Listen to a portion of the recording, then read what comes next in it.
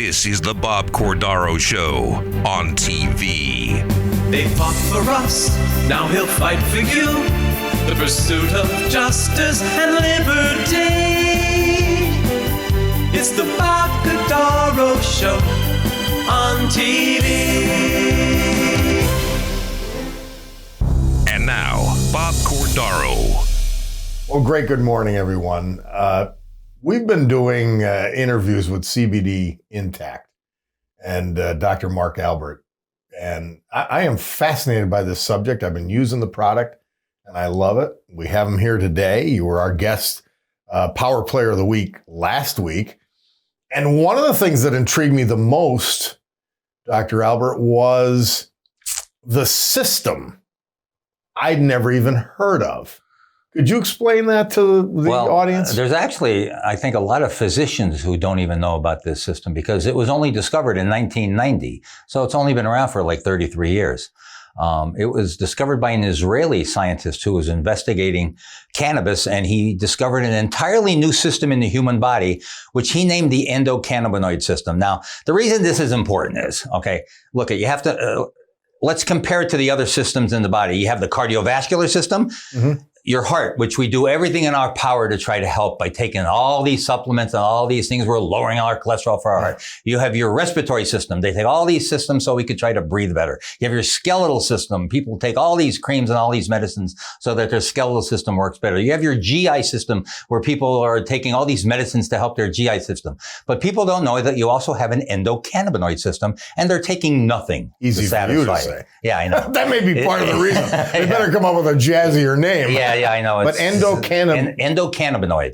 They call it the ECS system. Yeah. So the ECS system, and basically what this system is responsible for is pain, anxiety, insomnia, mood of your brain, mood of your stomach, mood of just general positive sense of well-being. So if you looked at a diagram of where the receptors are, it encompasses your entire body. The receptors are dark from the top of your head to the bottom of your toes. And you need to saturate those receptors, and they get then to get the effect of, the positive effects that I was talking about. But nobody really knows about it. And there are very few other products that you can take that will satisfy the CBD requirements. There's some like broccoli, kale, there's some spices that you can take, things like that. So you can get some of it, but you're not going to satisfy the receptor. So that's why you need the CBD. I think pretty much everybody needs it. That's why I called it the hidden gem. And unless you saturate those receptors, you're not going to know the positive response. Yeah. It could take a couple hours in some people. It could take a month in some people. So that's the most fascinating thing. It's just important for people to saturate those receptors so that you get these effects. So, I mean, this system is obviously co-equal to the other systems. It is, in but many nobody ways. knows about it. Yeah. And the CBD, I would point out that CBD Intact in Dunmore, you guys do your own hemp, which is where correct. This comes from hemp. Derived from. Okay, you don't get high from it. There's very little to no THC in them, so you don't get high at all. You could drink the whole bottle and you can't get high. So people worry about that. You can't get high from it. But yeah, we're in business with the people in Mayfield who run the show. They're AgriHemp. They do the own extracting of the best hemp in Pennsylvania. It's third-party tested, which is also very important. If you're ever going to buy a CBD product, make sure it has what's called a certificate of authenticity, a COA, so that you could verify that what's in it. Otherwise, you don't know. They're selling these things over every counter. A lot of the stuff at the convenience marts, they don't have COAs. They're just people. You're located in the Dunmore Shopping Center, Burger King, Dunkin' Donuts. Yeah, it's at the other end of the strip mall. Dunkin' Donuts is at one end, and we're at the other end. Yeah. Okay, and there's a pharmacy there. There's a pharmacy right next door. Yeah, and so I think it's important for people to realize it. So it's not just, we're taking some fly-by-night supplement. It's something that actually helps one of the major systems in your body. Well, I think you could tell. I mean, I'm telling you, I'm feeling better. Is it a placebo effect at this point? I don't know, but since I've been taking it, I just feel a little bit better. Well, and that's what it does. It's kind of like sometimes you notice it's not so much that you feel anything, but you feel the absence of things, like the absence of that anxiety or the little bit of absence of that pain or the absence of something. You just feel a little bit better. Yeah. And that's the way it works. And it works on 2 out of 3 people. Yeah. I mentioned it in the last show. There was a big study. It helps 2 out of 3 people for pain and anxiety and 50% of the people for sleep. Mm-hmm. Those are big numbers. Yeah. Yeah, they are. It's worth a try. Yeah. Give it a shot. CBD Intact, Dunmore, right behind the Burger King in that nice little plaza there. Quick, easy in and out. We're open 11 to 3 Monday through Friday. And if everybody wants, I'll call them and talk to them about what they need. You have a doctor or a pharmacist, actually, who will answer any questions you may have. So that's something you're not going to get at the convenience store also, you know. No, appreciate it very much. Dr. Albert, we'll see you again very soon. Okay, thanks, Bob. Thank you. All right. Rebecca Martino is the owner of Stately Pet Supply, a unique pet store experience in Clark Summit. Rebecca is also a vocal advocate for local business and buying local. Well, shadowed by my Jamie Morano original, if you were wondering what that was, we always have Rebecca Martino from Stately Pet Supply on. And there's all different subjects. The range of subjects never ends. But today, she decided to talk about chew toys. And I think that's interesting because I don't know what to give the dog. And it is dog dependent. Yep. It's often breed dependent. Mm-hmm. Tell us what you have here for us. Okay, so what I like to talk about, if I can throw some props quick, is this is a quick example of consumable, not consumable. Okay, so talking dogs in general, let's just say whether they're a puppy, they're middle-aged, they're older, whether the dog is being destructive and needs an appropriate alternative, you know, you're prompted for that reason, or just something in your heart says, I want to get my dog a chew. I want to give them something nice. And some dogs, they're completely ungrateful and they don't care that you've spent $20 and brought something home. But either way, so what I like to help with is picking a chew based on age, size, you know, teeth status. Does your dog have a cracked tooth? Does your dog have any teeth? Yeah. How destructive are they? How powerful are they? Will this be up on a nice, beautiful couch and it can't get slimy? All of these things are important. So let's talk non-consumable, okay? I call these pacifiers for babies with teeth because the most people that need to do things like this are a lot of times puppies. They're insatiable, right? They're chewing on your furniture. They're chewing on you. Please give me something else so my dog can work on. So this is plastic. What you find is that it scuffs up, it scrapes up, but it's never anything that your dog should ever eat in big pieces. Yeah. That's where you take it away, things like that. Then you get things like this, okay? We have bins and bins full of these things, lots of coupons all the time on them and things like that. But this is pork, which your dog can do well with. It's a myth that dogs can't have pork. But anyway, basically pork, rice, completely digestible. Yeah. You can even But all right, on those, the rawhides, I was told, or it's called a no-hide, that a bigger dog I had English bulldogs. Yeah. That he could pull it apart and then choke himself with the pieces. Right. So they couldn't have them. Right. So rawhides, where you can get some that are done without formaldehyde, without bleach, and they are made in a pure way from high quality animals. They're still, I feel, the biggest choking hazard in the consumable pet market. They rip irregularly, almost like if you start a roll of tape wrong and it kind of travels diagonally, they're a choking hazard. So if you're going to give rawhide, and you have to do your rawhide because you've been doing it for 50 years, fine, please observe very closely that your dog isn't taking off big, giant choking hazard pieces. What else do we have? So, the pet food market has found a way to have nothing go to waste. This is actually the snout.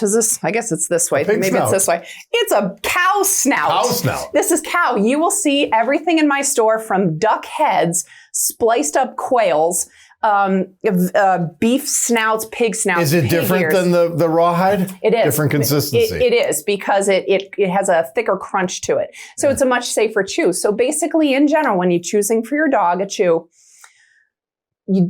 I say you can't choke on something bigger than your head, so it's never unsafe to go big. Yeah. It's unsafe to go too small. That's like giving a grape to a toddler. Does that pull in pieces? Not really. No, this will crunch up more easily. It's a much more safe, erodes only as the dog gets to it kind of thing. It's not likely something a dog, unless they're giant, could just bite in half in one big giant piece. So one more you have. one more. Or All two right, more. so same company. 30 seconds. They're both peanut butter. Cow ear. This is what's called a beef cheek. It's a huge thing in the industry now called a collagen chew. It's literally the cheek down the side of the cow's face. So there's probably a nostril here somewhere, but nothing goes to waste. Yeah. The industry is full of safe things that I can show you and talk you through based on your dog's needs. Always bring your dog to Stately Pet Supply. They'll check it out and have a conversation with you. We throw them samples right there. It's a lot of fun. It is. Stately Pet Supply, Rebecca Martino, always on top of the game. It's my bag of tricks. Yeah. I love it. Thank you very much, Rebecca. Thanks. Road Scholar Transport is proud to sponsor Camp Freedom, where veterans go to heal and find peace. Go to roadscholar.com/Camp Freedom today and tell our veterans what their sacrifice means to you. Your message may be chosen for display on Road Scholar Transport trailers to be seen by thousands of people. Show our veterans how much you care. Send them your message today. Road Scholar Transport, a higher standard. In 1984, a ship was commissioned. A submarine, to be exact. They decided to name it the USS Scranton, and a love affair began between city and ship, the city and the Navy. And the commander of that ship is with us here today, and we're going to talk about all of the things that this ship can do, has done, and so forth. But let's start off, first of all, Commander, let's talk about you've been touring Scranton all week. Tell me what you've seen. Well, they've got you running ragged, I guess. Yeah, they do. First of all, Bob, slight correction. Scranton was commissioned in 1991. So I apologize. I called it commissioned. It was planned. Absolutely. In 1984. Because we basically we call it from the commissioning date is like the birthday. Yeah. So it takes a long time to build a nuclear submarine. So obviously we're very proud of the amount of time that she's been in service and the upcoming operations that she'll be able to support. But as far as for our trip to Scranton, it's been truly an honor and a privilege to be able to come out and meet the people of Scranton. We've done visited local universities. We've gone to City Hall and the local fire station. We've gone to the Scranton Cultural Arts Center. We visited Francis Willard Elementary School and spoke to some kids and read them stories. And really, we're just kind of getting to know, the city of Scranton. This is my first time here, and I'll tell you, it's been a great trip so far. And now you get to do a TV show. We're happy to have you. So let's talk about, we're familiar with the ship as a general rule. We'll talk more about it specifically next. Tell us about your career, Commander Ransom. You've just assumed command, and tell us how you got to this point. So I received my officer's commission from the United States Naval Academy in 2005 with a degree in history. And since then, I've been in the submarine force. I received some initial submarine training for the first year of my career, and then I've been on 4 submarines. Scranton is my 4th submarine. Wow. So I've been on the USS Bremerton, the USS Pittsburgh, the USS Minnesota, and now Scranton. And during that time, I've spent some years at sea and some years in port, supporting the Navy and the submarine force. Mm-hmm. I've been in command now of Scranton for 1 year. Yeah. And it's been a great year so far. We know submarines from television, Red October, Hunt for Red October, those kinds of movies. Tell us what it's actually like to be on a submarine and then now to command one. So what it's like to be on a submarine, it is very unique. It's an underwater city. So you need people to cook, people to operate the equipment, people to repair the equipment, people to plan and execute the mission. It is the ultimate team sport. And I tell you, every single person on board has to do their job. There's no place to go. We operate hundreds of feet beneath the ocean, and we execute very important missions. And if each person's not doing their part, then the whole system falls apart. So it is a great opportunity to be a leader. It's a great opportunity to be part of a team and support the national security of our nation. The USS Scranton is a Los Angeles class submarine. Tell us, what does that mean? What type of ship, what type of submarine is considered Los Angeles class? Absolutely. So Los Angeles class submarine is it's a fast attack submarine. So we go out and execute various missions. We're a multi-mission platform capable of doing many different things. We carry torpedoes, missiles, and it's a specific class. Submarines have different classes based off of their design. And the Los Angeles class is not being currently produced anymore. It's been replaced by the Virginia class submarines, which are currently being built. So what are the dimensions of this ship? It's 360 feet long, displaces about 6,000 tons. And actually right now, our submarine is lifted clean out of the water. It's in dry dock so that they can conduct some repairs and upgrades to get us ready for our next operational period. Where at? Where is it? We are home ported in San Diego, California. San Diego. So the USS Scranton is up out of the water and all that. I know you have some pictures and some things we'll fill in with during our talk. How long can the USS Scranton remain at sea? So we are really only limited by food, by personnel. If someone was to have, a medical issue, or if something breaks, we're a nuclear powered submarine. So that pretty much gives us unlimited fuel. We don't have to pull in a port to put gas in the tank. It's a truly impressive feat of engineering, and allows us to execute a wide range of missions. How often do you refuel, or do you have to be, it's nuclear fuel rods and all that. How often do you have to look to that or deal with that? We don't have to at all. It lasts the life of the ship. Oh my God.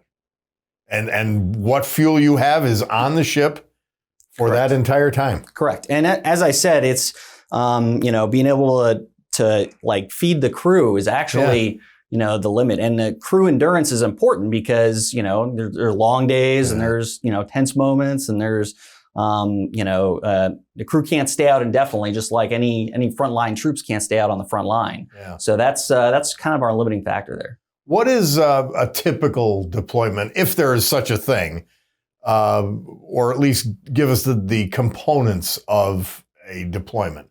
They say, you're going out. What kind of things do you do when you're out at sea?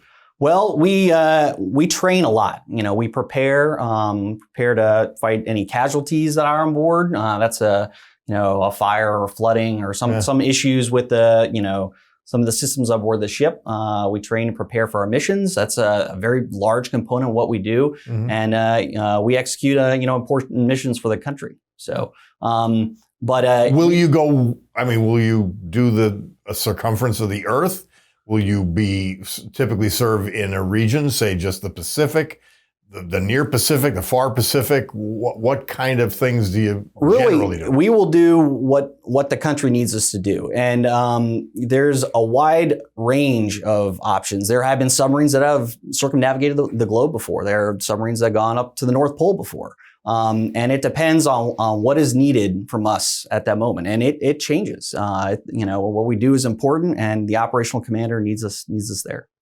So stealth is one of the key components to our submarine force. When we look at Red China and those kinds of issues and that kind of geopolitical situation, the stealthiness of the ship is critical.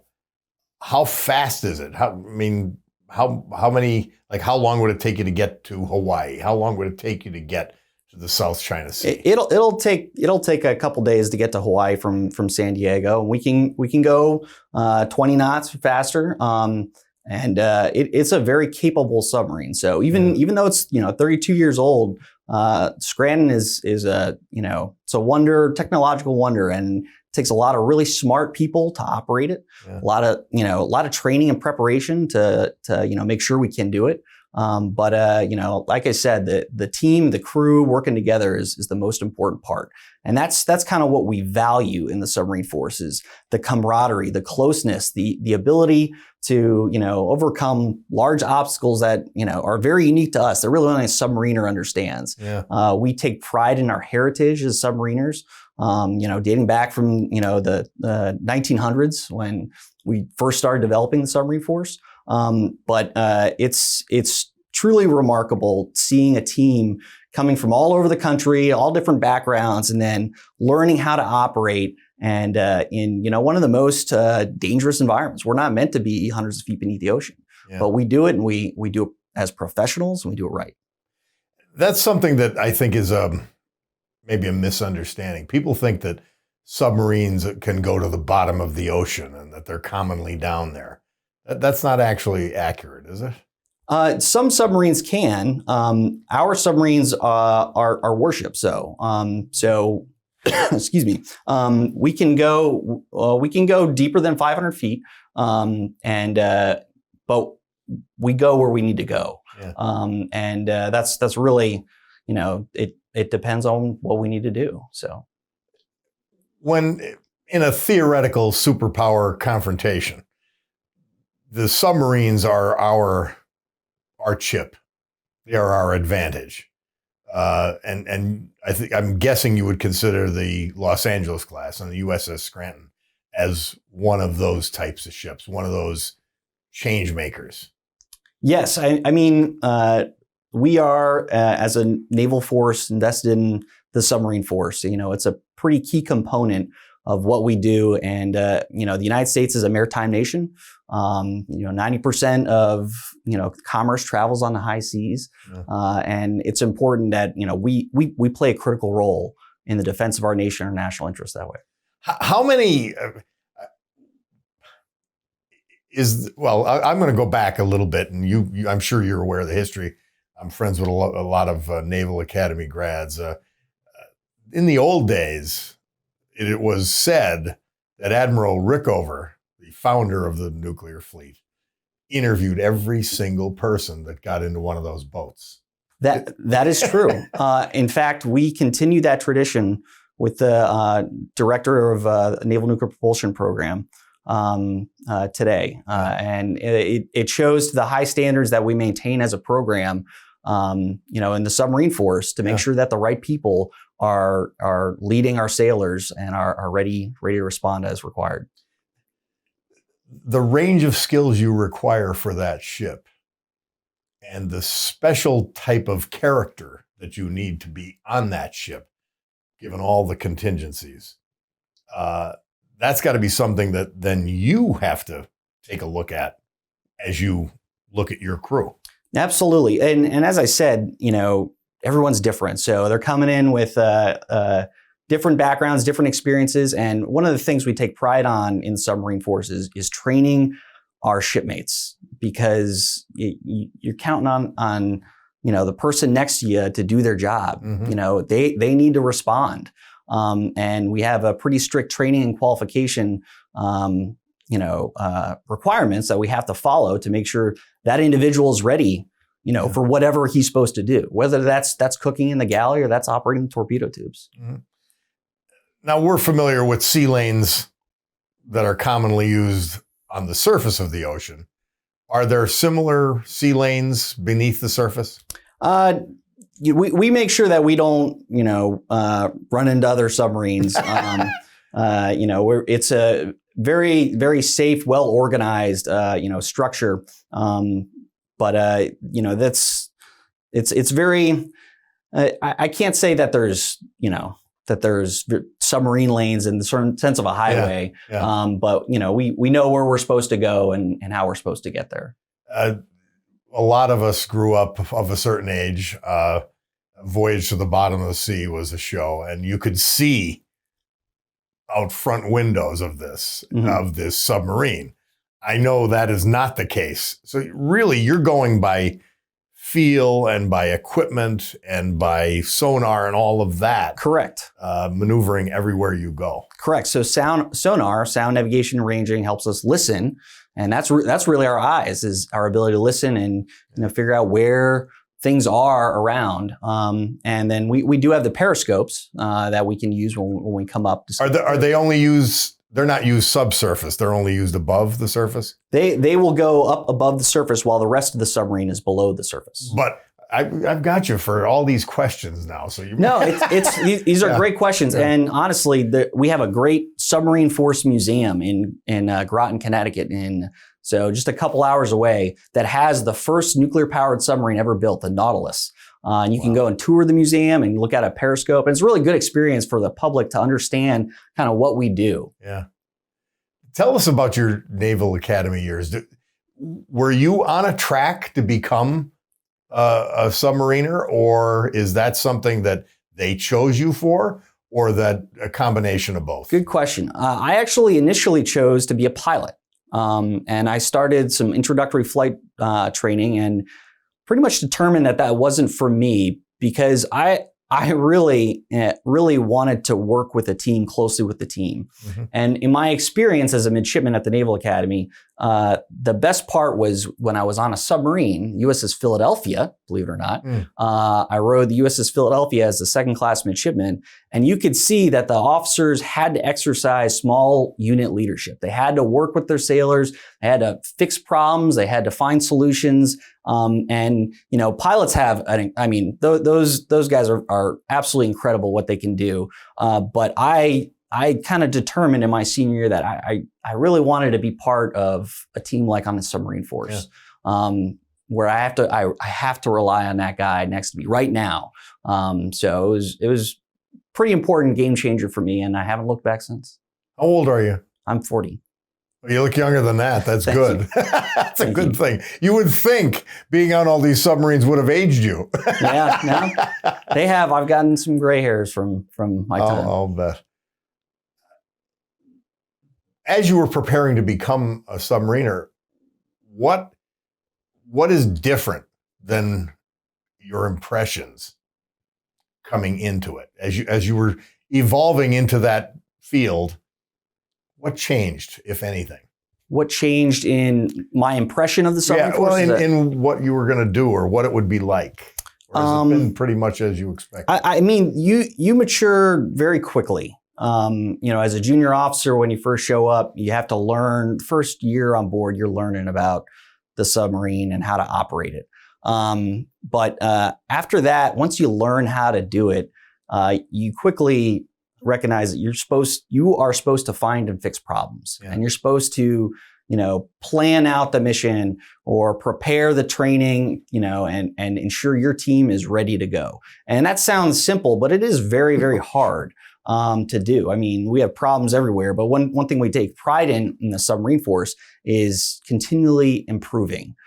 So that's kind of something I learned over the years, is that even the smallest mistake, just recognize and have the humility to recognize that we make a mistake and then we have to get better. It's an art. And if you approach things with that philosophy, the sky has no limits. You can constantly keep improving and getting better. So, we have confidence in you in Scranton, being aboard the USS Scranton. We're going to continue this conversation on BCTV Extra. But for now, great to be with you on WNEP TV. We will be back next week. Bob Cordaro Show on TV. Road Scholar Transport is proud to sponsor Camp Freedom, where veterans go to heal and find peace. Go to roadscholar.com/Camp Freedom today and tell our veterans what their sacrifice means to you. Your message may be chosen for display on Road Scholar Transport trailers to be seen by thousands of people.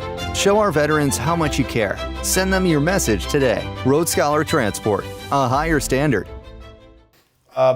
Back with the commander of the USS Scranton. And it's a submarine we're all proud of. It's a submarine and a ship that we've all think about quite often.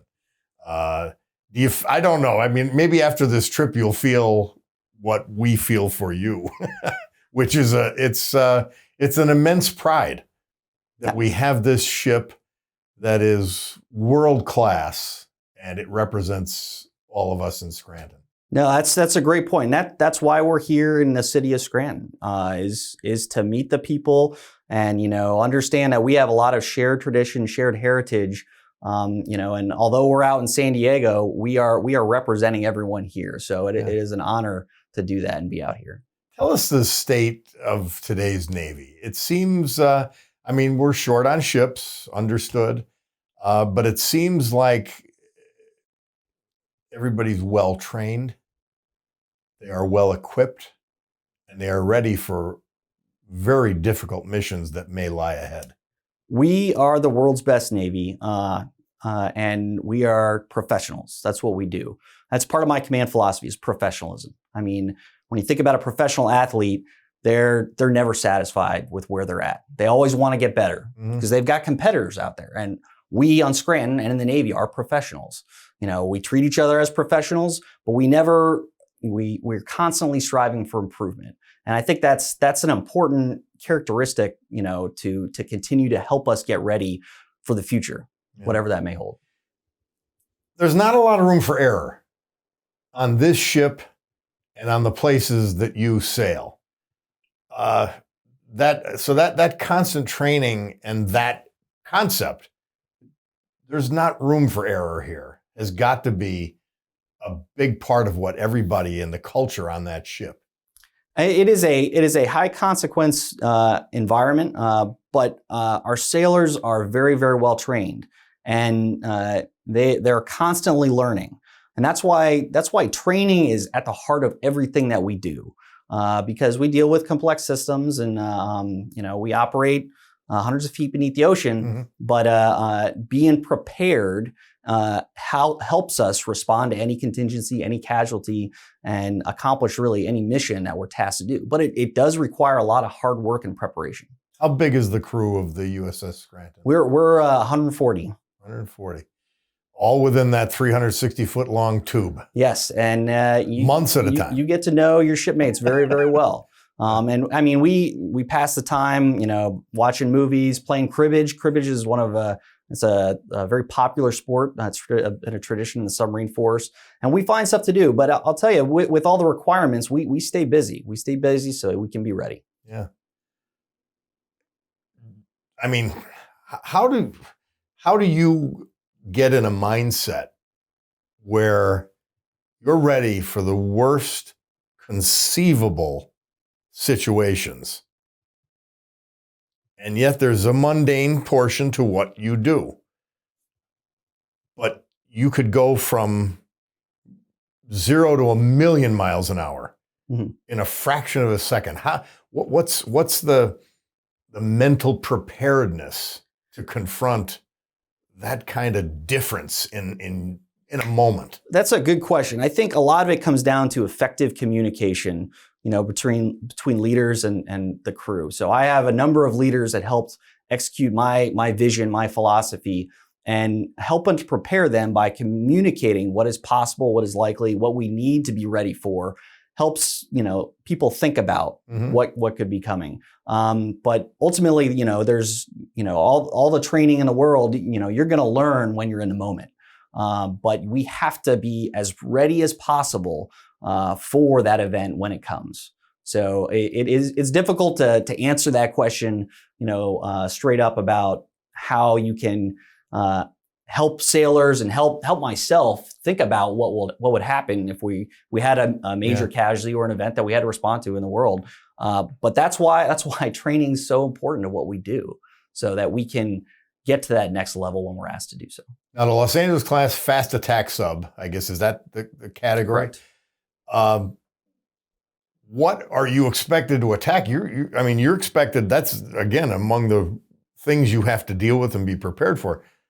You've got to be prepared to attack land-based enemy sites, ships, anything, right? Yeah, as I said, many different missions, and that's why you have to. We have a very important certification process where people make sure we're ready, so we can execute all those different missions. If we needed to do so. And the range is so wide. It could be submarines. It could be surface ship. It could be different types of surface ships. It could be different type of land-based targets. It's really got so many components to it. How do you prepare for all these eventualities? I mean, one step at a time. I Yeah. mean, it's you can't, you have to, execute one step at a time. Otherwise, you're going to be overwhelmed and the crew's going to be overwhelmed. So that's why we take each mission and try and focus on that and then build that level of proficiency over time to prepare for when we go on deployment. Is there a semi-formal time frame for you to be commander here and then to move on, or is this something that there's longevity to it? Yes, I'll have about 2 years or so additional time on Scranton, and then I'll get relieved by another commanding officer. And then move on to what? What's you personally? Do you have a vision of where your career goes from here, or? I thought a lot about that, and there's a lot of different options, and I think my wife and I just need to figure out what's best for us and the kids, and obviously taking the Navy's, what the Navy needs from us as well. So we'll cross that bridge, I guess, when we come to it. When does the current dry dock end? The current dry docking period will end in February. We'll be undocking, and then we'll be going to sea because we spend some more time fixing up the submarine in May.